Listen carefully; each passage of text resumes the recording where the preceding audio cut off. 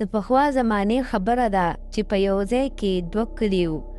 یو کلی د انسانانو چې په کم کې به انسانان ښه په خوشحالۍ سره یو بل سره زندګي تېروله، او بل کلی د شیطانانو. ډېر وخت داسې دا شیطانان همدې کلي کې وو، او دوی به دا انسانان زیاتر نه تنګول او نه به دا انسانانو دا شیطانان تنګول. دوی به یو بل سره ډېر ښه په اتفاق باندې ژوند تېروو. شیطانانو به خپل کار سره کار ساتلو او انسانانو به خپل کار سره کار ساتلو. په دې شیطانانو کې یو شیطان و چې هغه به د خپلې قبیلې خبره نه منله. هغه به هره شپه د انسانانو کلي ته ورتلو او هغې ځای کې به یې خلک تنګول. نیم خلک به یې خوړل او نیم خلک به یې ځان سره خپل کلي ته راوړل. د انسانان دې شیطان نه ډېر زیات تنګ شوي وو، او چې څنګه به هم شپه شوه او انسانانو به ځان پسې کړکۍ او دروازې بندې کړي او کورونو ته به دننه شو. دوی به وي چې اوس په دی راځي او موږ به هم وخوري. په دې کلي کې یو جینۍ وه چې د هغې نوم نادیه و، او هغه ډېره زیاته خشته وه. په یو ماښام کې هغه راووته، اوبه یې ډکولې، او په دې کې ډېر زیات تیز طوفان شو او ورو ورو تیاره راوخورېدل چالو شو. او په دې کې دا شیطان هم راغو دې کلي ته، او دې شیطان چې څنګه دا جینۍ ولیده، د ده دا جینۍ ډېره زیاته خوښه شوه. او جینۍ چې کله دا شیطان ولیدو نو جینۍ ډېره زیاته ویرېده. خو دا شیطان دا جینۍ دومره خوښه شوه چې هغه نه هر څه خپل شیطانه ته هیر شو، او هغه دې جینۍ ته ښه غور سره کتل لګیا و. او په دې کې دا شیطان دې جینۍ ته وایي چې ته څوک یې؟ تا څه نوم دی؟ ته کوم ځای کې اوسېږې؟ ته خو ما مخکې دلته نه یې کتلې، ته چېرته وې؟ خو د نادیه بیخي غلې وي او ده ته هېڅ قسم څه جواب نه ورکوي. دې کې دا شیطان ډېر ورته غوسه شي، ورته وایي چې زه تا نه تپوس کوم او ته ما له جواب ولې نه راکړې. په یارې کې نادیې نه د اوبو هغه کنډول وغورځېږي او دې نه دا ټولې اوبه توی شي، او نادیه دې نه کور طرف ته منډه کړي، خو دی ورپسې کور ته هم راشي. نادیه د کور نه هم بل خوا طرف ته منډه ووهي او لاړه شي. او په دې کې دا شیطان چغې چالو کړي او ټول کلیواله راوځي، او دا کلیوالو ته دا شیطان وایي چې ما له دا جینۍ راکړئ، ما له دا جینۍ راکړئ، ګنې زه به تاسو ټول وخورم. او دا کلیوالو ډېر زیات ویریږي، او دا ټول لاړ شي او د نادیې مور او پلار ته کښېني او ورته وایي چې دا لور دې دې شیطان نه ورکړه، کنې دا شیطان به مونږ ټول وخوري او مونږ ټول کلی به تباه او برباد کړي.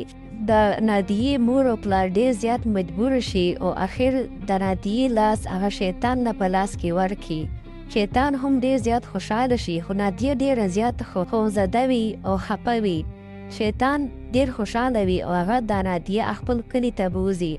د هغه خپل کلی هم ډېر ښایسته تیار کړی وي لکه چې د شیطان واده وي، خو کلیواله ډېر زیات خفه وي او هغوی ځان سره دا سوچ کوي چې موږ ډېر بد وکړو، موږ یو خپل ځان بچ کړو دپاره یو وړه ماشومه په دې خطرناک کلي ته ورولېږله. په بل سهار باندې د کلي ته یو مسافر ځوان هلک راشي کوم چې یو جادوګر وي، او هغه چې دا کلیواله خلک وګوري نو هغه ډېر حیران شي او هغه دا ټول راغونډ کړي او ورته وایي چې ستاسو څه مسله ده؟ تاسو ولې دومره غلي غلي یئ او ډېر خوفلاکه غوندې کې ماته ښکارئ؟ نو دا کلیواله ټول عبدالله ته دا خبره وکړي چې دا مونږ ته داسې مسله ده، یو شیطان دی چې هغه راشي او مونږ بار بار تنګوي، او مونږ نه اوس یو جینۍ هم پکې بوتله، او هغه ډېره معصومه جینۍ وه، خو هغه دا جینۍ خوښه شوه او هغه وی که دا جینۍ تاسو ما لره نه کړه نو زه به دا ټول کلی تباه او برباد کړمه. نو موږ د یارې د وجې هغه جینۍ دې شیطان ته ورکړه. په دې کې د عبدالله دې خلکو ته وایي چې تاسو دومره ظالمان یې، تاسو څنګه دا وړه جینۍ د هغه ظالم شیطان په لاس کې ورکړه؟ که په هغه جینۍ باندې څه وشو نو د هغې ذموار به تاسو ټول کلی او تاسو ټول کلی به هغه جینۍ هېڅ کلم نه معاف کوي. په دې کې ورته دا کلیواله وایي چې اوس موږ نه دا غلطي شوې ده، موږ هغه ټایم کې ډېر زیات مجبوره شوي وو، هغه شیطان په موږ باندې بار بار راتلو او خلک یې رانه خوړه، موږ وایي چې موږ به ترېنه خلاص شو. اوس ته موږ ته څه طریقه وښایه چې موږ د دې شیطان نه هغه جینۍ واپس راولو او ټول عمر دپاره موږ د دې غلیظ شیطان نه خلاص شو. په دې کې عبدالله هم ډېر زیات په سوچ کې لاړ شي او دی وایي چې دا جینۍ به څنګه وي چې د شیطان هم خوښه شوه. او په دې کې دی د کلیواله ته وایي چې تاسو فکر مه کوئ ما سره ترکیب شته دی. دا شیطان صرف تاسو ما له راولئ. دنه به زه دا شیطاني پول طاقت وباسمه او دې به زه وسوځومه او غرق به یې کړمه او دا چینی به خو مو دا خلاصه کړمه. تاسو صرف دومره وکئ چې دې له وغواړئ کړي د څه په طریقې باندې او دې ما له په لاس باندې راکئ. په دې کې عبدالله خپل لاس کې چې کوم هغه سره یو اوزار وي هغه وخوځوي راوخوځي او یو جادویي کرسۍ جوړه کړي. کلیواله ته وایي چې ورشئ تاسو هغه شیطان راولئ.